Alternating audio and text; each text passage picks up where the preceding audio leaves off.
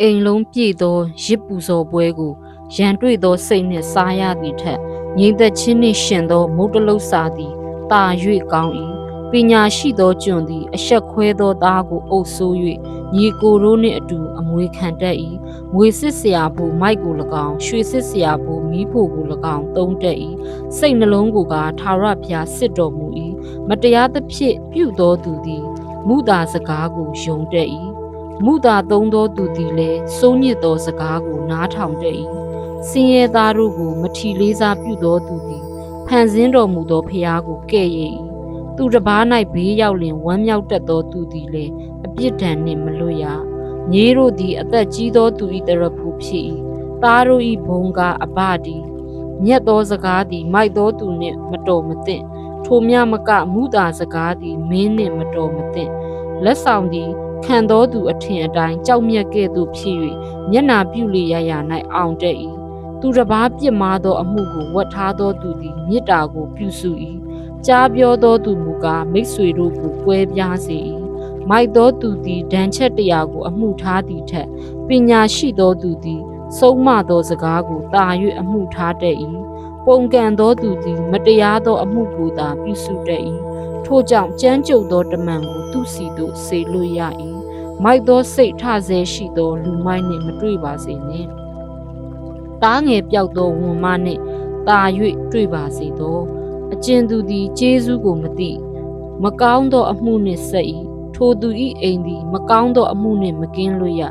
ရန်တွေ့စအမှုသည်ရေကန်ပေါင်ပေါက်စကဲ့သို့ဖြစ်သောကြောင့်ရန်မတွေ့မီတွေ့เสียအကြောင်းကိုရှောင်လော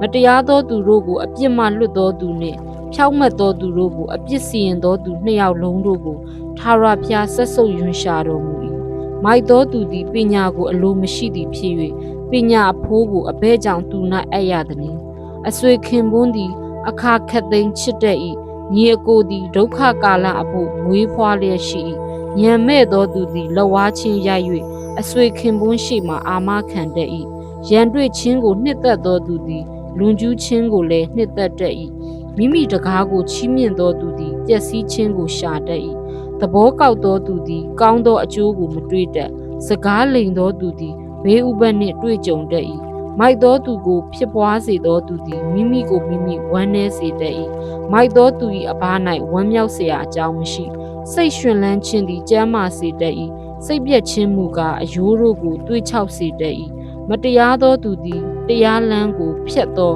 အဘိုးတစိုးကိုသူတစ်ပါး၏ခပိုက်အိတ်ထဲကနှုတ်ယူတတ်၏ဉာဏ်ရှိသောသူသည်ပညာကိုမျက်မှောက်ပြုတတ်၏မိုက်သောသူ၏မျက်စိမူကားမြေကြီးစွန်းတိုင်အောင်လှည့်၍ကြည့်ရှုတတ်၏မိုက်သောသူသည်အဘဝမ်းနည်းเสียအကြောင်းမွေးသောအမိစိတ်ညစ်เสียအကြောင်းဖြစ်၏ဖြောင့်မတ်သောသူကိုအပြစ်ဒဏ်မပေးကောင်းတရားသဖြင့်စီရင်သောမင်းကိုလည်းမထိခိုက်ကောင်းသိပ္ပံအတက်နှင့်ပြည့်စုံသောသူသည်စကားမများတတ်ဉာဏ်ကောင်းသောသူသည်လည်းအေးသောစိတ်ရှိတတ်၏မိုက်သောသူပင်တိတ်ဆိတ်စွာနေလျင်ပညာရှိဟု၍၎င်းမိမိနှုတ်ကိုမဖွင့်ဘဲနေသောသူကိုလည်းဉာဏ်ကောင်းသောသူဟု၍၎င်းသူတစ်ပါးထင်တတ်၏